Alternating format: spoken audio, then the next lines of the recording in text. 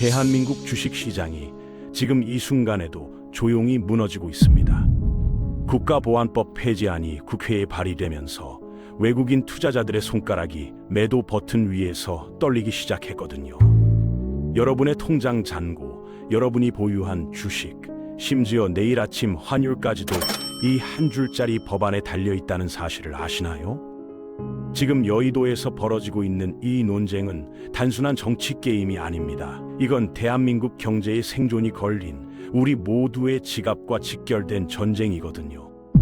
오늘은 이 뜨거운 감자를 경제적 관점에서 철저하게 돈의 논리로만 해부해 보겠습니다. 정치적 이념은 잠시 접어두고요. 국가보안법 폐지를 주장하는 사람들의 경제 논리부터 들어보겠습니다. 이들의 핵심 주장은 명확해요. 이 법이야말로 대한민국을 후진국 취급받게 만드는 주범이라는 겁니다. 생각해보세요. 글로벌 투자자들이 한국 시장을 볼 때 뭘 제일 먼저 체크할까요? 수익률? 물론 중요하죠. 하지만 그 이전에 이 나라가 안전한지, 예측 가능한지를 먼저 봅니다. 그런데 UN 인권위원회에서 매년 지적하는 나라, 표현의 자유를 제한하는 법이 버젓이 살아있는 나라에 누가 선뜻 돈을 맡기고 싶겠습니까?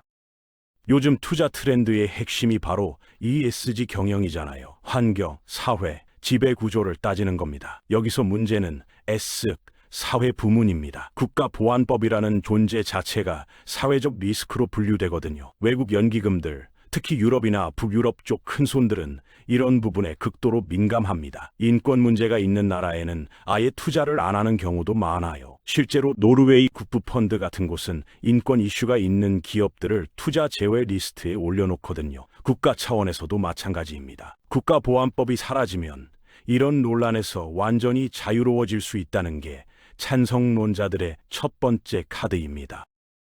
두 번째 논리는 더 흥미롭습니다. 바로 문화산업과의 연결고리예요. 지금 대한민국을 먹여 살리는 게 뭡니까? 반도체, 자동차도 중요하지만 BTS부터 오징어 게임까지 K컬처가 엄청난 외화를 벌어들이고 있잖아요. 그런데 문화 콘텐츠라는 게 본질적으로 자유로운 상상력에서 나오는 겁니다. 금기를 건드리고 체제를 비판하고 불편한 진실을 드러낼 수 있어야 진짜 좋은 작품이 나오거든요. 하지만 국가보안법이라는 칼날이 머리 위에 걸려 있으면 창작자들은 자기 검열에 빠질 수밖에 없습니다. 이 소재 괜찮을까? 이 대사 문제 없을까 하면서 주저하는 순간 창의성은 죽어버리죠. 찬성론자들은 일본의 사례를 자주 언급합니다. 일본은 이미 수십 년 전에 이런 논란에서 벗어났고 그 덕분에 애니메이션이나 게임 산업에서 훨씬 자유롭게 실험할 수 있었다는 겁니다. 한국도 이 족쇄만 풀면 문화산업이 폭발적으로 성장하면서 소프트 파워 강국으로 도약할 수 있다는 주장이죠. 실제로 문화 콘텐츠 수출이 반도체를 추월할 날이 멀지 않았다는 전망도 나오고 있는 상황입니다. 이걸 막고 있는 게 바로 낡은 법이라는 겁니다. 여기까지 들으면 당장이라도 폐지해야 할 것 같죠? 하지만 세상 모든 문제가 그렇게 단순하면 얼마나 좋겠습니까? 이제 정반대 입장에서 들려오는 그러나 절대 무시할 수 없는 경고의 목소리를 들어보겠습니다. 국가보안법 폐지를 반대하는 쪽의 논리는 한마디로 이겁니다. 지금 한국 경제가 처한 현실을 똑바로 보라는 겁니다. 올해 하반기 경제 성장률 전망치가 얼마인지 아십니까? 0.8%에서 1.6% 사이를 왔다 갔다 하고 있어요. 말이 좋아서 저성장이지 사실상 성장이 멈춘 거나 다름없는 수치입니다. 수출은 미국의 관세 공세에 시달리고 내수는 얼어붙었고 부동산 시장은 휘청거리고 있거든요. 이런 상황에서 국가보안법까지 폐지하면 어떻게 될까요? 반대론자들은 이걸 스스로 무장해제를 선언하는 자살행위라고 규정합니다. 외국인 투자자들의 심리를 한번 깊이 들여다봐야 합니다. 이 사람들에게 한국은 여전히 휴전 중인 나라예요. 세계에서 유일하게 분단된 채로 총뿌리를 겨누고 있는, 언제 전쟁이 터져도 이상하지 않은 위험지역이라는 겁니다. 그나마 이 나라를 지탱해주던 안전장치가 국가보안법이었는데 이걸 없애버리면 투자자들 눈에는 한국이 안보를 포기했다는 신호로 읽힐 수 있다는 거죠. 이게 단순한 기우가 아닙니다. 신용평가사들이 움직이거든요. 무디스, 스탠더드 앤 푸어스, 피치 같은 곳들은 안보 상황 변화에 극도로 민감합니다. 실제로 과거 북한의 도발이 있을 때마다 한국의 신용 등급 전망이 흔들렸던 전례가 있어요. 국가보안법 폐지라는 카드가 현실이 되는 순간 이들은 한국의 안보 리스크가 커졌다고 판단할 가능성이 높습니다. 신용 등급이 한 단계라도 떨어지면 무슨 일이 벌어질까요? 국채 금리가 치솟고 기업들의 해외 차입 비용이 급증하고 환율은 폭등하면서 외국인 자본이 썰물처럼 빠져나가는 셀코리아 현상이 시작되는 겁니다.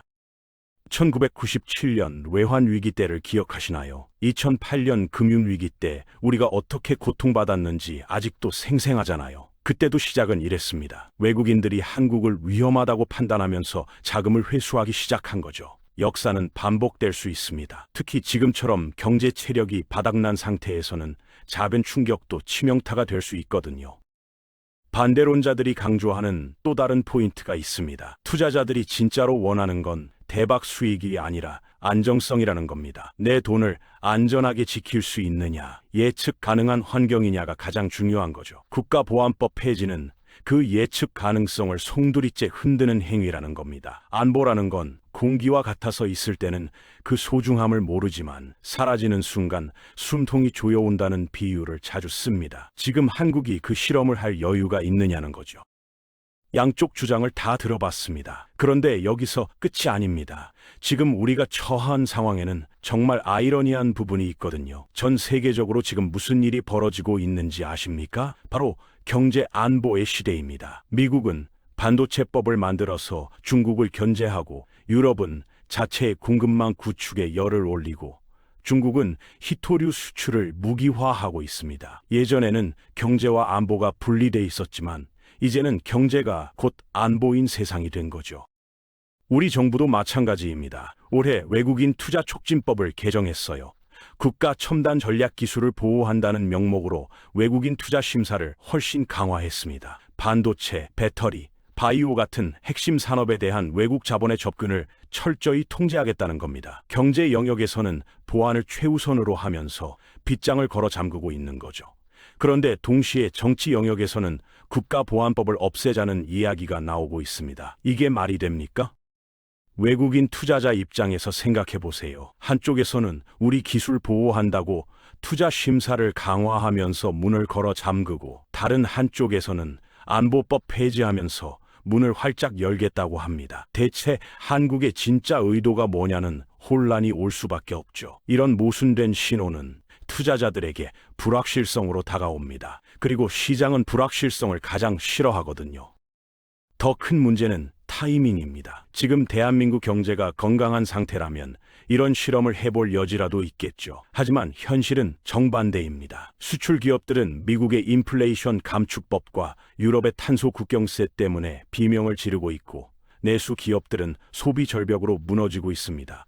가계 부채는 1,700조 원을 넘어섰고 자영업자들의 폐업률은 역대 최고 수준이에요. 경제의 면역력이 바닥까지 떨어진 상태에서 정치적 불확실성이라는 바이러스를 주입하면 어떻게 될까요?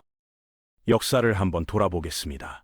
2016년 박근혜 대통령 탄핵 정국 때 무슨 일이 있었죠? 코스피가 2,000선을 오가며 출렁였고 외국인들이 대규모로 이탈했습니다. 정치적 혼란이 경제에 직격탄을 날린 겁니다. 그때는 그래도 세계 경제가 괜찮았어요. 하지만 지금은 다릅니다. 미국도 경기 침체 우려가 있고 중국도 부동산 위기로 휘청거리고 있는 상황입니다. 외부 환경이 좋지 않을 때 내부에서까지 혼란을 자초하면 그 파급력은 몇 배로 증폭되거든요.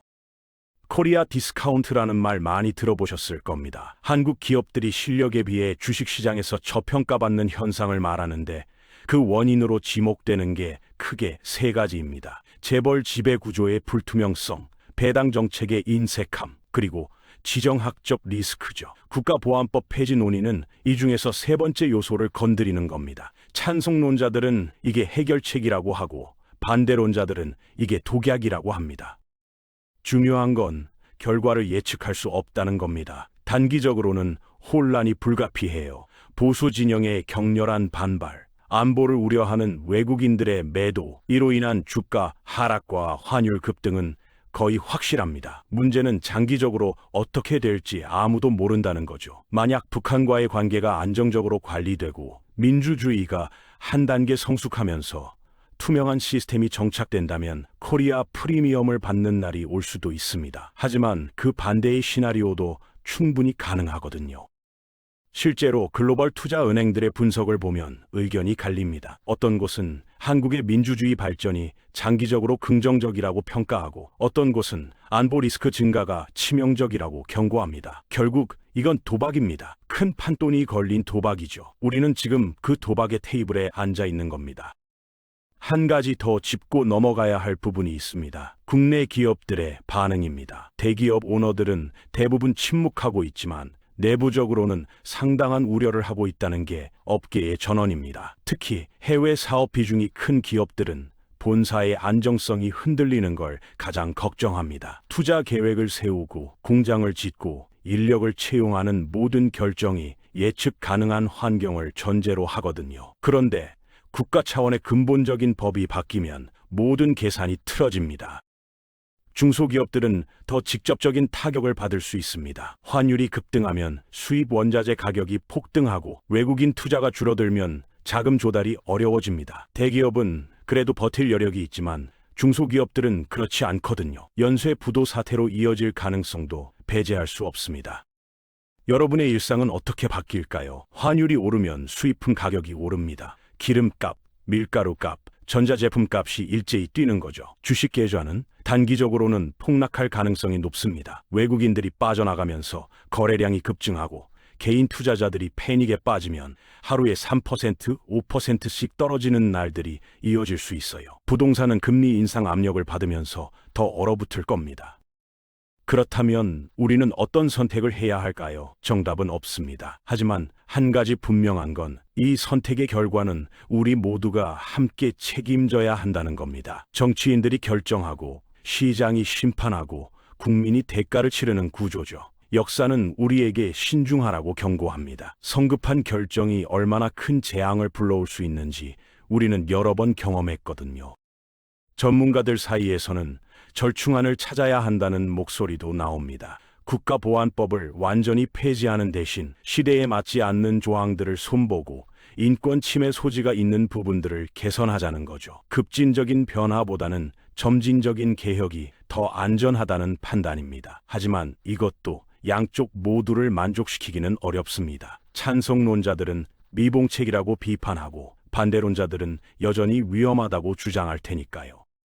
국제사회의 시각도 중요합니다. 미국은 어떻게 볼까요? 한미동맹의 핵심 파트너인 한국에서 안보 관련 법이 사라지면 미국 입장에서는 한국의 의지를 의심할 수 있습니다. 반대로 유럽은 인권 개선으로 평가하면서 긍정적으로 볼 수도 있어요. 중국과 일본의 반응도 예측하기 어렵습니다. 각국이 자기 이익에 따라 다르게 해석할 테니까요.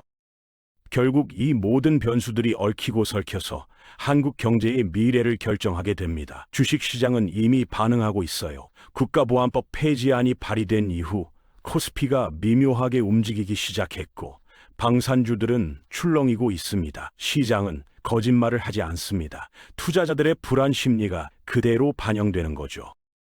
마지막으로 여러분께 질문을 던지고 싶습니다. 국가보안법, 이게 정말 우리 경제의 발목을 잡는 족쇄일까요? 아니면 위기 상황에서 우리를 지켜주는 마지막 안전벨트일까요? 답은 시간이 알려줄 겁니다. 하지만 그 답을 기다리는 동안 우리가 치러야 할 대가는 결코 가볍지 않을 겁니다. 여러분의 통장, 여러분의 일자리, 여러분의 내일이 바로 그 대가의 일부가 될 테니까요. 선택은 우리의 몫이지만 그 결과는 시장이라는 냉혹한 심판관이 결정할 겁니다. 과연 우리는 어떤 성적표를 받게 될까요? 궁금한 요즘 이슈였습니다.